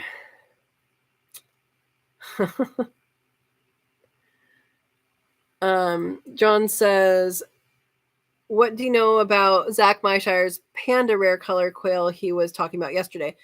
I do not know anything about it. I know his birds are good. I know his lines are good. I have not had that color. The ones that I have gotten from him are the Jumbo Wild, Jumbo Egyptian, and Jumbo Egyptian Fee. And those are all good. So, yeah, I'm sure they're good. I think the panda, I don't think they're feather sexable.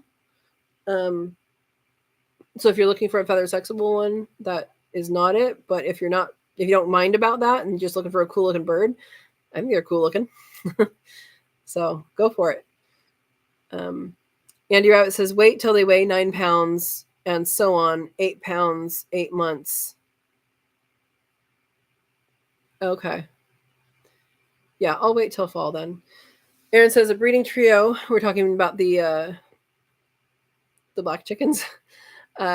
Usually sells for $300 to $500. Wow. Havana's around 5 to 6 months. Okay. Oh. David says Dalmatians. I was thinking Dall sheep, You could have sheep too. Why not, David? He says our aviary has a chicken wire roof covered with a tarp. Okay. If that's secure, that's good enough. If not, that can let rats in through that diameter. Half-inch hardware cloth is better. But if the tarp is tight, then you should be okay. Cool. JJ says, I washed the quail trays under plum tree at the drip line. I figure the poopy water will be safe for fertilizing it. Time will tell. Yeah. Yeah. At the drip line is better too because it's not right on the base of the tree. So yeah, keep track of it. And definitely if you're using that directly on a plant, then make sure you're checking it and not just getting into the habit of it. Make sure you're checking it and yeah, that'll be good.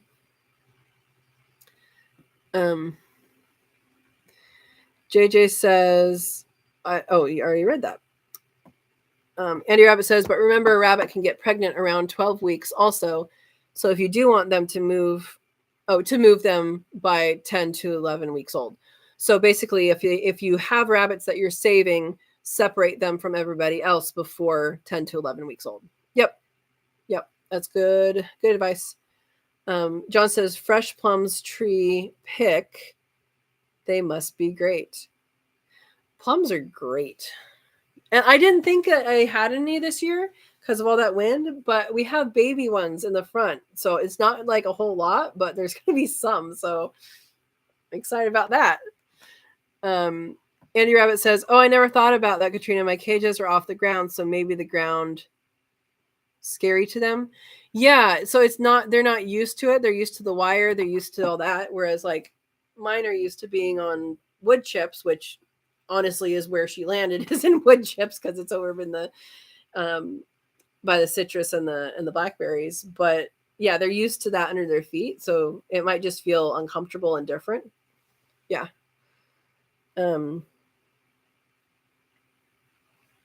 David says our rabbits are New Zealand chinchilla silver fox mix, so it's going to be a larger rabbit. Right? Yeah. JJ says, don't know, John, if it just grows and hasn't produced yet. Thinking of chopping it down if the poo doesn't help. JJ, if it's growing well and it's not producing, you might try grafting it because if you graft it, the roots are already there. If it's healthy, the roots are already there and it's established. And if you graft it, then you'll have fruit the next year likely. So that's kind of cool to do.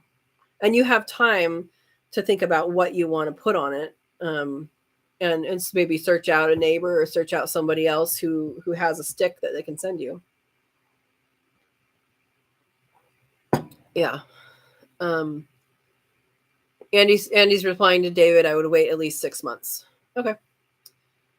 And in my case, I want to avoid summer breeding just because it's the first time and it's going to be, hopefully it's not going to be as hot as last year, but if it is, I don't want to deal with that late. Although we are going to do the last breeding for the rabbits now, the adults now, this week. And that I believe is going to be the last breeding for the season. Because I don't really want them to have to deal with that when it's hot. So, yeah. Verna says, Lucy knows how tired I am. She keeps staring at me. Oh, do you need to go to bed? Go to bed, Verna. Oh, no, she wants the food in the slow cooker. Oh, boy. John says, can you top work with another cultivar? Exactly. If you graft it, that's the better way. If it's a sick tree, take it out. But if it's a healthy tree, that's free roots. It's already an established tree. I would overgraft it. Yeah. I showed you how to do it. No excuses. You have a year to practice how to cut the sticks. Andy says, JJ, roll up a newspaper and go beat the tree trunk with it a few times a day for a few weeks. May start. So a few weeks to a month. So there's basically that is people have done all sorts of things to try and get fruit trees to flower, and some of that includes things like nailing nails into the trunk and stuff. And basically what that does is it's supposed to, I don't know if it does or not, but it's supposed to stress the tree, and the tree will be like, oh my gosh, I need to fruit because I'm going to die. I must provide my offspring. I mean, you can do that if you want, but if it hasn't done it by now, you might want to just graft it. If it's of the age, like as long as it's not like a pit, because a pit will last. If you plant a tree by pit, it's going to take a long time to fruit. So if you try to plant a tree by pit, that's very difficult to say. Then you can do that and then graft onto it. That's even better. So, yeah.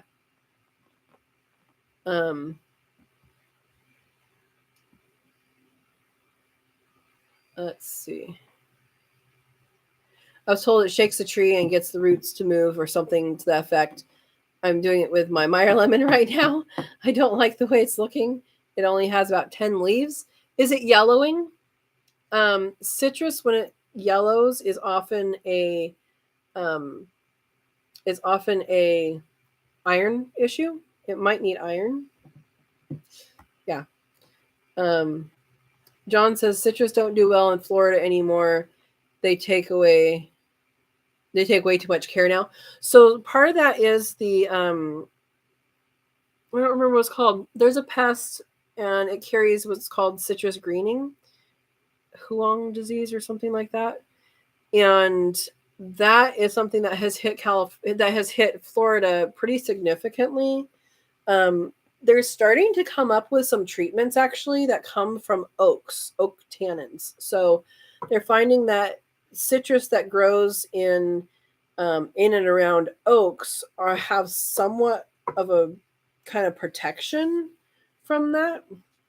I don't know how it works, and I don't know if I'm even up to date on that, but that's something that you can research on your own, and see if maybe there's something with that. Hopefully it doesn't have citrus disease, because that is a very bad thing.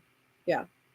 JJ says to Verna, contact the makers of Greenstock and tell them what is happening. Very nice people might have a better solution. They sent me new discs, but still didn't work, so I drilled holes. Yeah, they are very good people. They're very nice people. And yeah, if something's not working for you, I would definitely contact them. I would try the watering it twice, though, because that is something that they said to do, and it worked for me. I mean, it was in the instructions for the large one. I don't know about the small one. And it works for me. And I'm in a really dry area, so except for this winter, but yeah. But good tip, JJ. Verna says we were supposed to get rain after 7 p.m. Don't see it at all. Yeah, look into it.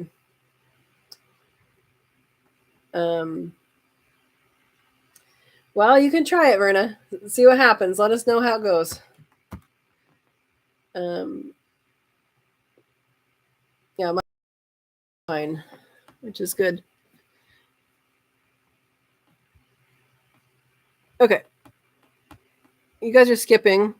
Verna, can you put like a end of story in there so I know when to stop? Because we're going to go forever otherwise. Well, I'll go a little bit after whatever Verna says this is the end, just so I can see it, because it's already 8 almost. But I want to answer stuff that's going on now. We have good discussions going on. All right.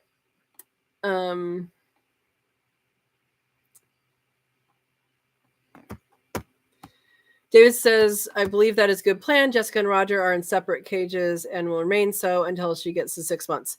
Yeah, and honestly, at that point, what people typically do is you bring the female to the male, and they do their thing, and then you take the female back into her space. Some people leave them together and grow them together.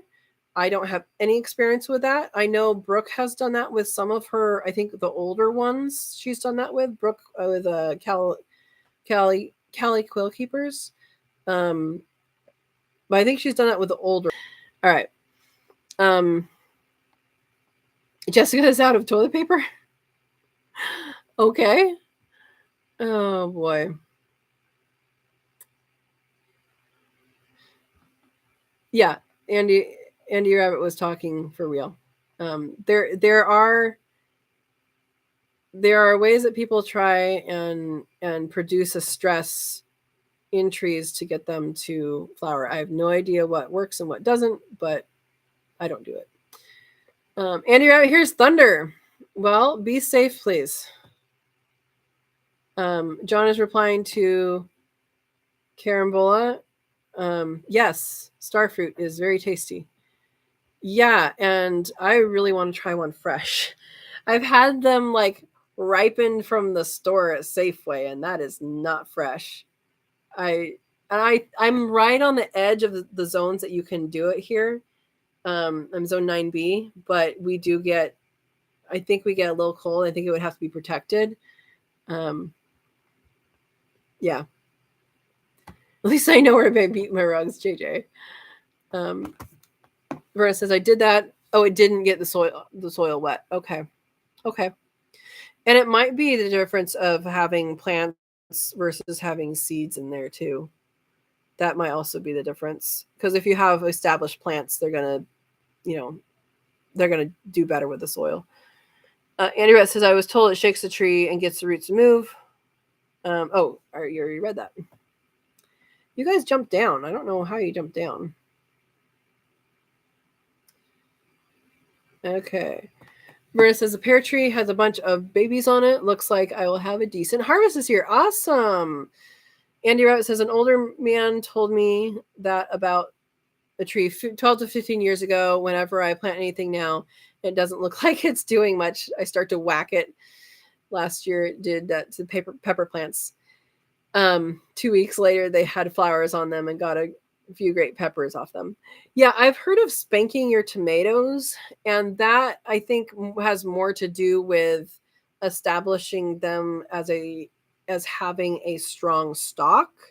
So the stem is stronger. So it mimicking wind, basically. People put a fan on too, and I think that does the same thing. So I've never heard of that to get flowers going, but if it works for you, the Kui loves every one of them.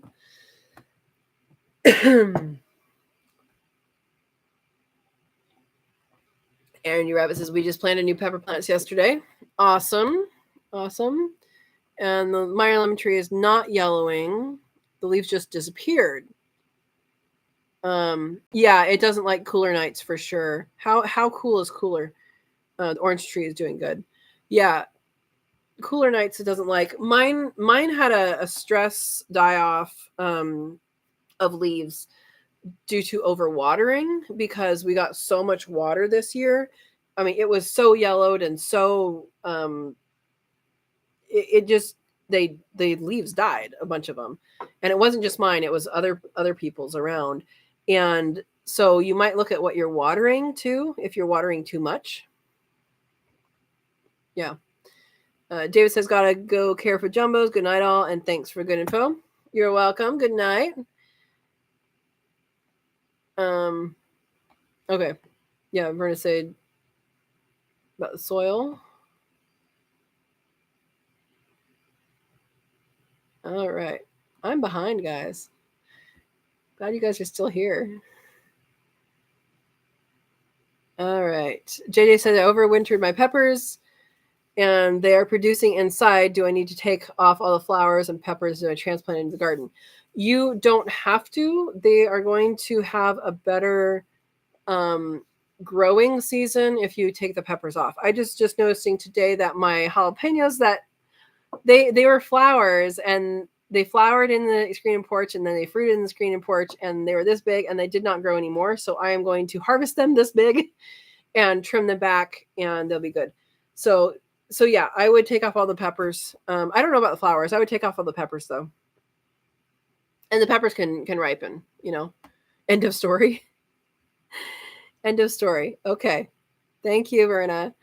John says Texas A&M has a GMO orange tree that has broccoli in it. It is fully resistant to citrus greening.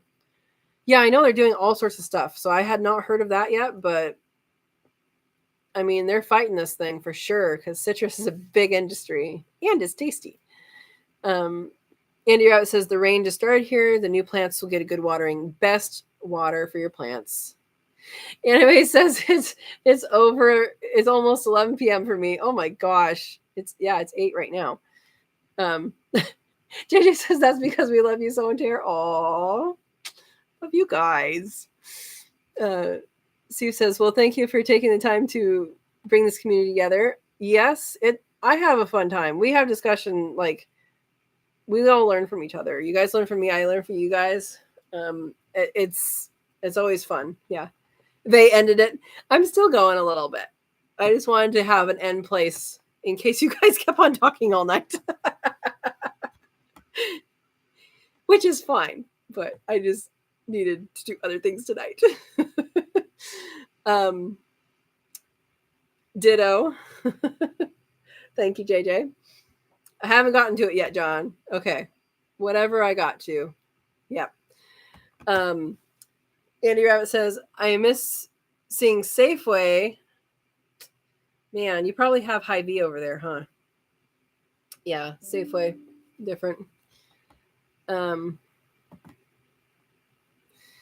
Anime says, there's a saying that something like, hang a bush by the roots to see beauty comes from hard times. There's some sort of bush that actually flowers from being hung by the roots. I did not know about that. Interesting.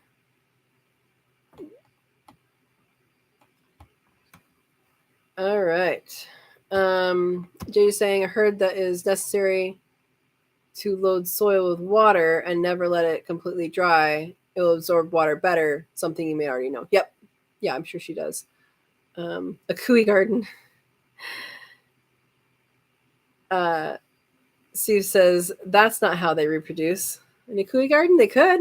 They could. Still getting in the high 30s here at night. So, Andy Rabbit, you just got that citrus, right, this fall, I think, if I remember right. Or somebody else did. I don't remember who did. If it's a new citrus, it might be struggling. If it's established and it's larger, then it should be fine. Basically, once the trunk gets, like that thick, it should be okay down to that temperature. But it might be struggling if it's a newer, if it's younger, if it has a thinner stalk or a thinner trunk. Yeah. Desert dry. Was getting frustrated. Oh, I'm sorry, Verna. Hopefully we can get that solved. Verna is out. Good night, Verna. I know you're already gone, but good night. Yeah, JJ's been eating peppers, pickled quail eggs, and jalapenos. Yeah. Yeah, that's good. All right, guys. It is time to say goodnight. I'm going to scan and see if there's anything I should address really quick. But I think that's it. I've been doing this wrong the whole time. Yeah, so Andy, it's still a baby, and just think about when you have a toddler of anything, they require extra help and extra protection. So what I did when the citrus was little is I actually put these Christmas lights on them, and that circulates the air enough here. Now where you are, you get winter, so that's different. But right now, at least, it should work for you. Just throw some Christmas lights out on there, and it circulates the air above them. It has enough heat to just circulate the air, which prevents frost and stuff like that. So I would just think of them as toddlers right now. Yeah. All right, guys. Thank you guys for a great chat tonight. We spanned every topic, didn't we? Yeah. So I enjoy talking to you guys. I always enjoy talking to you guys. Today we did a whole bunch of different topics, which is awesome. You learned how to trim a sapling correctly from a video. Awesome. Yeah, there's all sorts of stuff you can learn on YouTube and on stuff for free. The only thing I would say is that just because someone has a video, it doesn't mean they're an expert. So look for multiple sources when you're doing things that really matter. Look for multiple sources and figure out who you're trusting and who you're not trusting, because there are people who might be doing things different. So there you go. Anime says, don't have a garden or animals. You're learning though, and you will eventually if you want it. All right, guys. Thank you for joining. Thank you for chatting, and have a wonderful night. We will see you next week, Monday at 6 p.m. Same time, same channel, 6 p.m. Pacific time. And have a wonderful night. Good night, guys.